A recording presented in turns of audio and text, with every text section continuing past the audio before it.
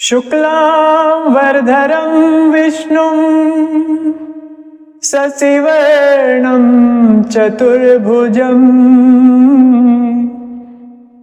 प्रसन्नवदनं ध्यायेत् सर्वविघ्नोपशान्ते।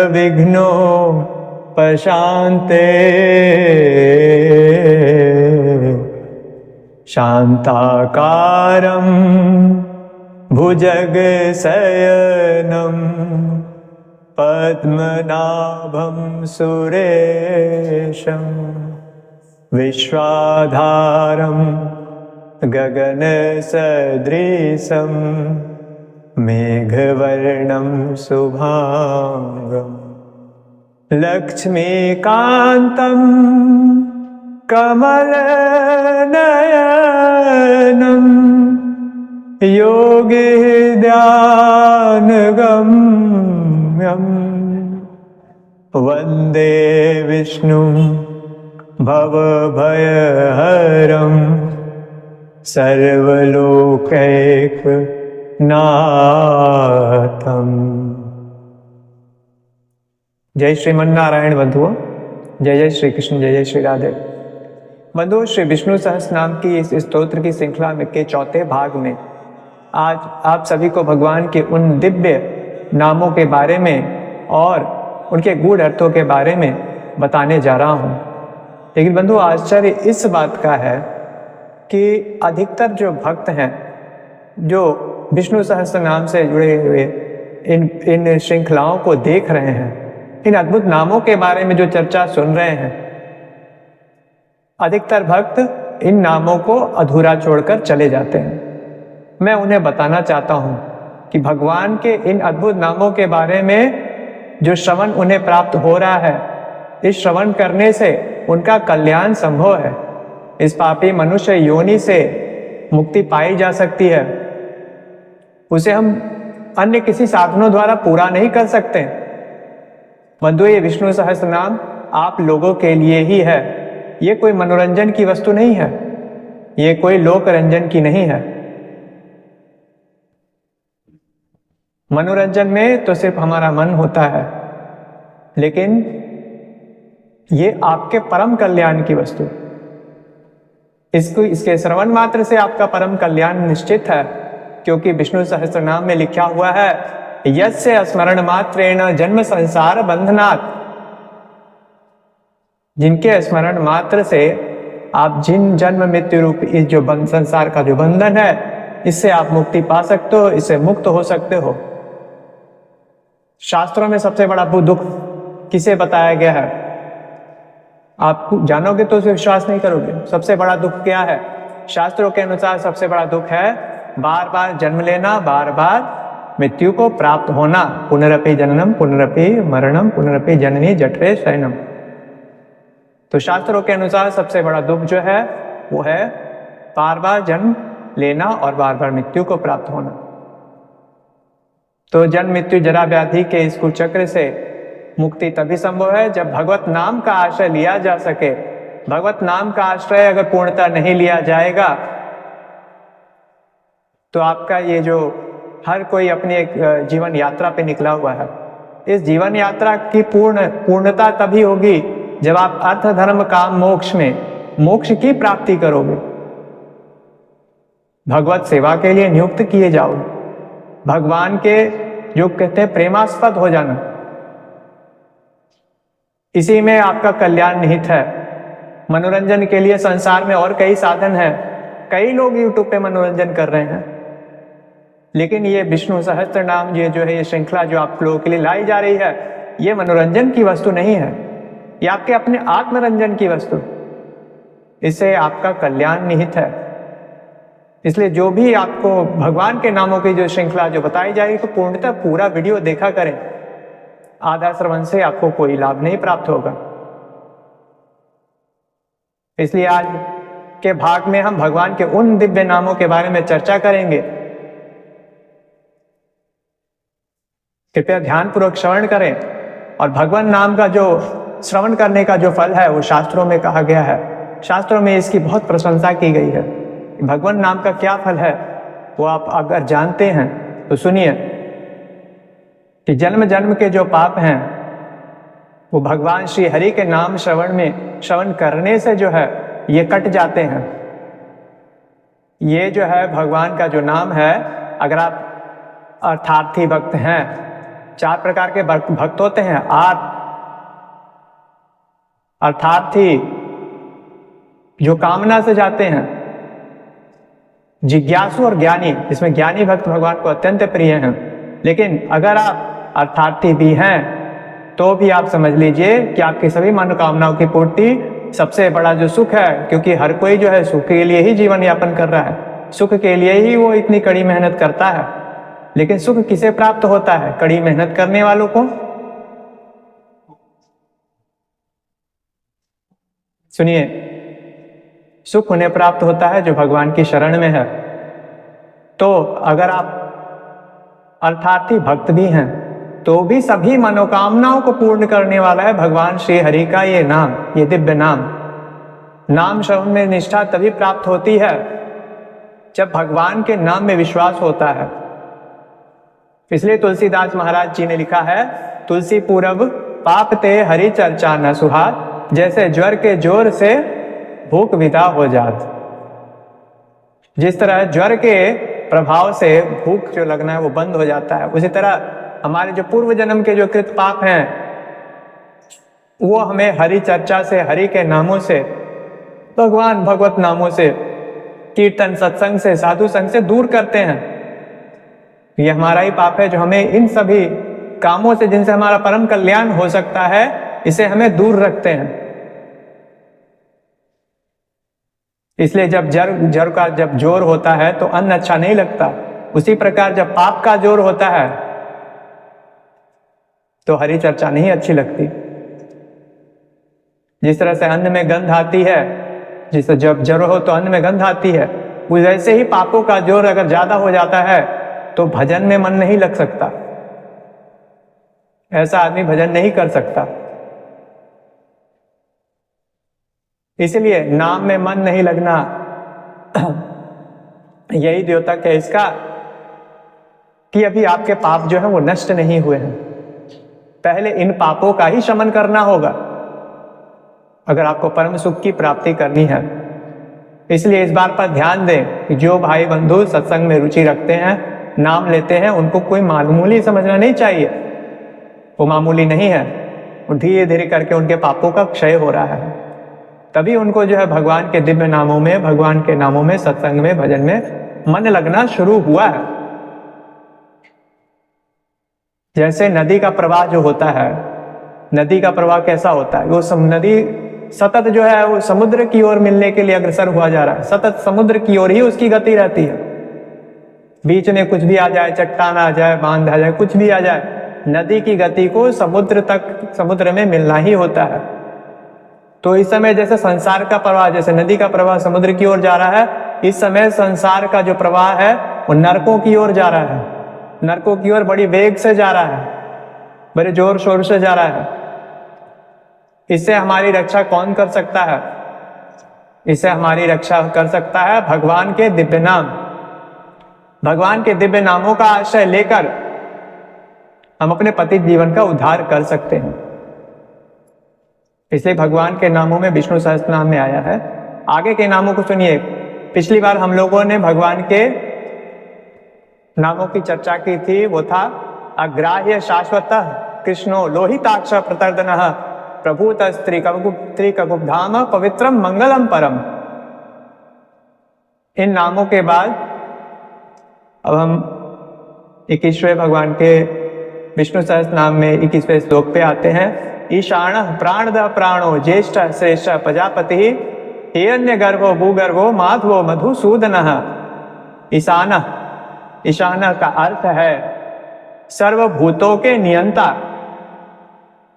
जो पंच महाभूत जिससे हमारा शरीर रचित है, हम ये पंच महाभूत से निर्मित ये शरीर हैं। क्षितिजल अग्नि, क्षितिजल पावक और आकाश, पंच महाभूत हैं। इनसे हम बने हुए, हमारी शरीर बनी हुई है। तो हम भगवान क्या, ईशाना, सर्वभूतों के नियंता, सभी जीवों के नियंता हैं। इन्हीं के नियंत्रण में सभी जीव जो हैं वो काम करती हैं। दूसरा नाम है भगवान का प्राणदा, जो सबके प्राण संशोधन करने वाले हैं, सबके प्राण संशोधन करते हैं भगवान, तो उनका नाम है प्राणदा। तीसरा नाम भगवान का प्राण, इस श्लोक के तीसरे में प्राण, जो प्राण क्या है, प्राण किसे कहते हैं, जो सबको जीवित रखने वाला, जो सबको जीवित रखने वाला प्राण स्वरूप है, वही प्राण है। तो ईशाना प्राणद प्राणो ज्येष्ठ श्रेष्ठ प्रजापति ही, कि ईशाना मतलब सर्वभूतों के नियंता, सबके प्राण संशोधन करने वाले, और प्राण यानी सबको जीवित रखने वाले प्राण स्वरूप।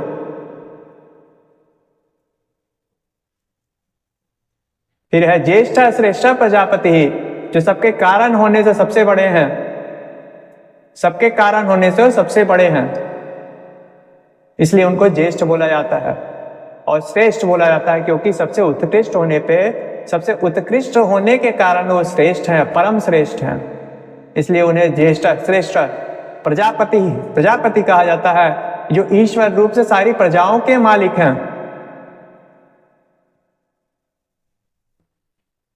ईश्वर रूप से सारी प्रजाओं के मालिक हैं। जितने भी जीव जंतु जो इस धरती पे हैं, या फिर इस धरती से भी बाहर जो भी लोग हैं, जहाँ अन्य जीव हैं, वो सभी जो है वो सभी जो है भगवान के नियंत्रण में, भगवान के शासन में, भगवान से ही शासित हैं। इसलिए भगवान प्रजापति हैं, क्योंकि ईश्वर रूप से सारी प्रजाओं के मालिक वही है, हम सब उनकी प्रजाओं में आते हैं। हिरण्यगर्भ भगवान का एक नाम हिरण्यगर्भ है, जो ब्रह्मांड रूप हिरण्यमय अंड के भीतर ब्रह्म रूप से व्याप्त होने वाले हैं। ब्रह्मा जी का भी एक नाम हिरण्यगर्भ है, इसलिए भगवान को हिरण्यगर्भ कहा जाता है, जो कि ब्रह्मांड रूप हिरण्यमय अंड के भीतर ब्रह्म रूप से व्याप्त होने वाले हैं। भगवान का एक नाम है यहाँ पे भूगर्भ, हिरण्यगर्भो भूगर्भो माधवो मधुसूदन। तो भूगर्भ है पृथ्वी के गर्भ में रहने वाले। भगवान क्या है, पृथ्वी के गर्भ में रहने वाले हैं, इसलिए इनको भूगर्भ कहा जाता है। भगवान का यहाँ एक नाम आया है माधव।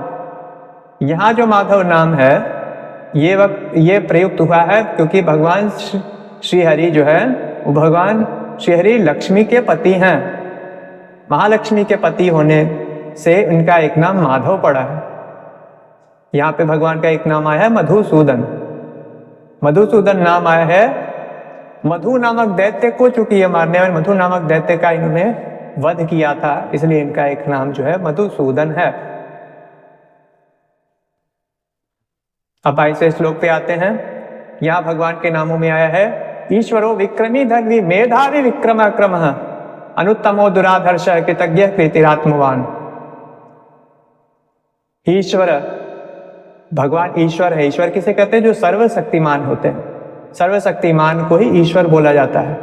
अभी आया था ईशान भगवान के नाम में, जो सर्वभूतों के नियंता है। क्षितिजल पावक गगन समीरा पंचतत्व यह रचित शरीरा। पंचतत्व से ये जो रचित जो शरीर है, हाँ, इसे ये पंच महाभूतों से रचित है। इसी तरह जो है जितने भी भूत हैं उनके नियंता जो है भगवान श्रीहरि है, इसलिए इनका नाम ईशान है। इसलिए इनका नाम ईश्वर है क्योंकि ये सर्वशक्तिमान है। एक नाम भगवान का यहाँ पे उच्चारण किया गया है ईश्वरो विक्रमी धन्वी। विक्रमी किसको बोलते हैं, जो सूरवीरता से युक्त हैं, जिनके पराक्रम की चर्चा तीनों लोकों में है। उनसे बड़ा पराक्रमी कोई नहीं है पूरे ब्रह्मांड में, इसलिए उनको जो सूरवीरता से युक्त हैं, इसलिए उनका नाम विक्रमी है। कोई भी असुर किसी प्रकार का वरदान मांग ले, वो भगवान के सामने नहीं टिक सकता। भगवान के सामने सब तोड़ है।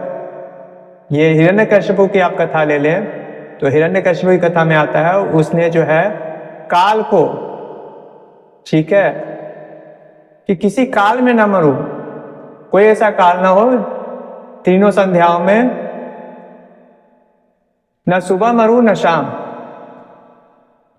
किसी अस्त्र शस्त्र से न मरूं, किसी मांस में न मरूं। तो ऐसा दुर्लभ वरदान प्राप्त करके हिरण्यकश्यपु भी अपने प्राण नहीं बचा पाया, क्योंकि उसके लिए भगवान ने अलग से एक मास नियुक्त कर दिया जिसे पुरुषोत्तम मास कहते हैं। अलग से एक गोधूली वेला के समय में उसका वध किया, न अस्त्र से मारा न शस्त्र से, अपने नाखूनों से ही उसका वध कर डाला। तो कोई कितना भी बुद्धिमान क्यों ना हो, भगवान से श्रेष्ठ नहीं हो सकता, उसकी बुद्धि भगवान से ज्यादा नहीं हो सकती। इसलिए विक्रमी यहां नाम है भगवान का, जो सूरवीरता से युक्त हैं। तीसरा नाम है भगवान का धन्वी, जो सारंग धनुष धारण करने वाले हैं, सारंग धनुष रखने वाले। ऐसे भगवान श्री राम को हमारा नमस्कार है। भगवान श्री राम सारंग धनुष रखने वाले थे। भगवान श्री राम सबको अभय दान प्रदान करते हैं, इसलिए भगवान इनको बोला जाता है धन्वी। भगवान का यहां एक नाम आया है मेधावी, अतिशय बुद्धिमान जो है, जो अतिशय बुद्धिमान है, जिनकी बुद्धि का जो लोहा है वो सब मानते हैं। ब्रह्मा जी को भी अगर सृष्टि में किसी प्रकार का कुछ भी, उनको भी कोई उपाय नहीं सूझता था, तो वो भगवान और इंद्र आदि जितने भी देवता हैं वो सब मिलके भगवान श्री हरि नारायण की शरण में जाते थे और उनसे फिर याचना करते थे। भगवान ने ऐसी ऐसी जटिल समस्याओं को सुलझाया है, इसलिए भगवान को अतिशय बुद्धिमान कहा जाता है। उनकी बुद्धि के सामने कोई नहीं टिक सकता। समुद्र मंथन की कथा आप जानते होंगे। इसलिए भगवान को मेधावी, इनका एक नाम मेधावी है, जो अतिशय बुद्धिमान है। कि कैसे बुद्धि को प्रयुक्त करके समुद्र मंथन के समय जब राक्षसों ने जो क्या किया, जो अमृत था उसको छीन के ले गए, तो भगवान ने एक नया अवतार लिया, वो मोहिनी अवतार में आए। उन्होंने जितने भी हमारे इंद्रादि देवता थे जो कि उस अमृत को पीने के योग्य थे, उनको अमृत पिलाया और असुरों को अमृत नहीं पिलाया, क्योंकि जो सृष्टि के विनाश का कारण बनते हैं उनको भगवान सहायता नहीं करते। जो सिर्फ अपने लिए, असुर क्या होते हैं, वो अपने लिए, उनके पास पशु बुद्धि होती है, जो पशु बुद्धि वाले होते हैं भगवान उनकी सहायता नहीं करते। तो ऐसे हैं, इसलिए अतिशय बुद्धिमान कहा जाता है। भगवान का एक नाम है विक्रम, ईश्वरो विक्रमी धन्वी मेधावी विक्रम क्रम। तो विक्रम नाम इसलिए पड़ा है क्योंकि गरुड़ पक्षी द्वारा गमन करने वाले हैं। ये भगवान का जो वाहन है वो गरुड़ है, और गरुड़ पक्षी के द्वारा भगवान जो है अन्य लोकों में यात्रा करते हैं। भगवान को कहीं भी जाना होता है, वैसे तो भगवान जो है क्या है, कर्तुम अकर्तुम अन्यथा कर्तुम है, वो तो कहीं भी अपनी इच्छा मात्र से जा सकते हैं। लेकिन वाहन जो है उनका नियुक्त, उन्होंने अपने को, जो विनीता पुत्र जो गरुड़ है उनको अपना जो है वाहन उन्होंने नियुक्त किया हुआ है। तो गरुड़ पक्षी द्वारा वो गमन करते हैं। भगवान का एक नाम है क्रम, जो क्रम विस्तार के कारण, जिनका क्रमिक रूप से विस्तार होता है, जो क्रम रूप से विस्तार करते हैं, इसलिए इनका एक नाम क्रम भी है। और भगवान का एक नाम यहाँ पे आया है अनुत्तमो दुराधर्ष कृतज्ञ कृतिरात्मवान। तो अनुत्तम, अनुत्तम सर्व का अर्थ है सर्वोत्कृष्ट, जो सबसे उत्कृष्ट है, सर्वोत्कृष्ट। और दुराधर्ष, अनुत्तमो दुराधर्ष, जो किसी से भी तिरस्कृत न हो सकने वाला है, किसी से भी तिरस्कृत नहीं हो सकता, उसी को कहते हैं दुराधर्ष। कृतज्ञ यहाँ पे आया है एक नाम भगवान का अनुत्तमो दुराधर्ष कृतज्ञ कृतिरात्मवान। कृतज्ञ शब्द का अर्थ है अपने निमित्त से थोड़ा सा भी त्याग किए जाने पर उसे बहुत मानने वाले, यानी पत्र पुष्प आदि जैसी भी थोड़ी सी वस्तु समर्पण करने वाले को भी भगवान जो है मोक्ष दे देने वाले हैं। क्योंकि भगवान को कहा जाता है भावग्राही जनार्दना, भगवान आपका भाव देखते हैं, इसलिए इनका एक नाम है कृतज्ञ। थोड़ा सा भी इनके प्रति अगर आप त्याग कीजिएगा तो उसी में ये बहुत मानने वाले हैं। पत्रम पुष्पम फलम तोयम, भगवान ने कहा भगवद गीता में कि अरे एक पुष्प एक पत्र भी अगर आप मुझे अर्पित कर दो भाव से, तो वो भी मैं ग्रहण कर लेता हूं अपने भक्त के द्वारा। थोड़ी सी भी वस्तु समर्पण करने से भगवान जो है प्रसन्न होते हैं। ऐसे प्राणियों के भी हरण करके उनको मोक्ष प्रदान कर सकते हैं। इसलिए इनका नाम एक है कृतज्ञ। भगवान का एक नाम आया कृति, जो पुरुष प्रयत्न के आधार रूप हैं। भगवान का एक नाम आया है आत्मवान, अपनी ही महिमा में जो स्थित हैं, अपनी ही महिमा में जो शाश्वत रूप से स्थिर रहते हैं, इसलिए इनका एक नाम है आत्मवान।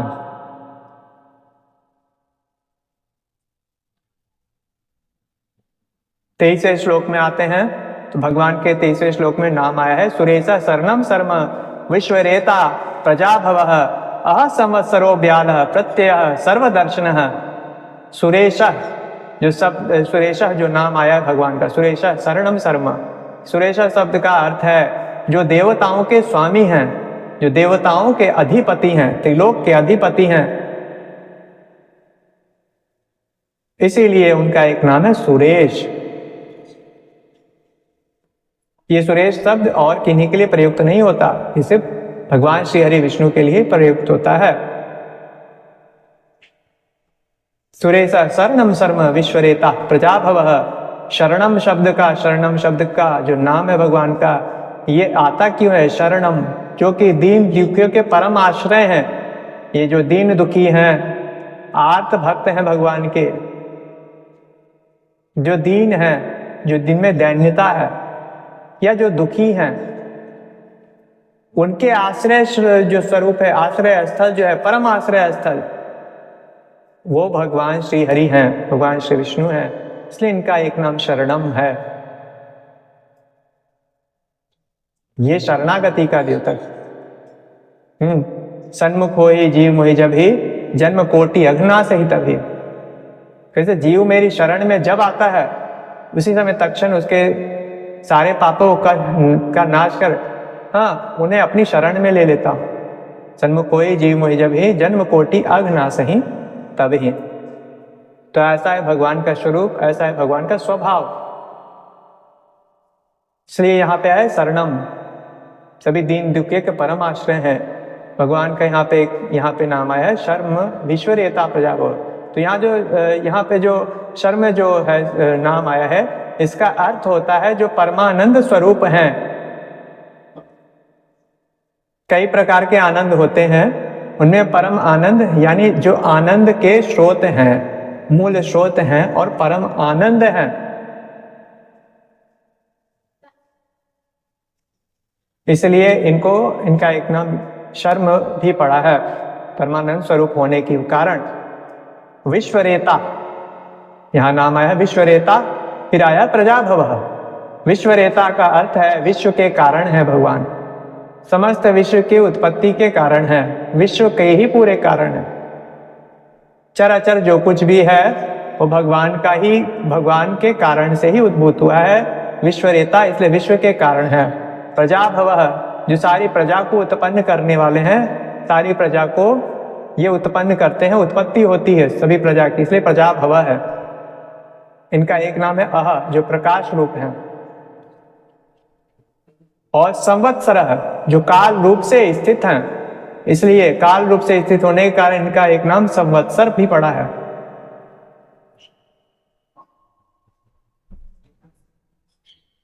व्यालः, असंवत्सरो व्यालः प्रत्यय सर्वदर्शन। व्यालः शब्द का अर्थ क्या होता है? व्यालः शब्द का नाम का जो अर्थ है यहाँ पे, वह सर्प के समान ग्रहण करने में न आ सकने वाले, जो सर्प के समान ग्रहण करने में न आ सकने वाले,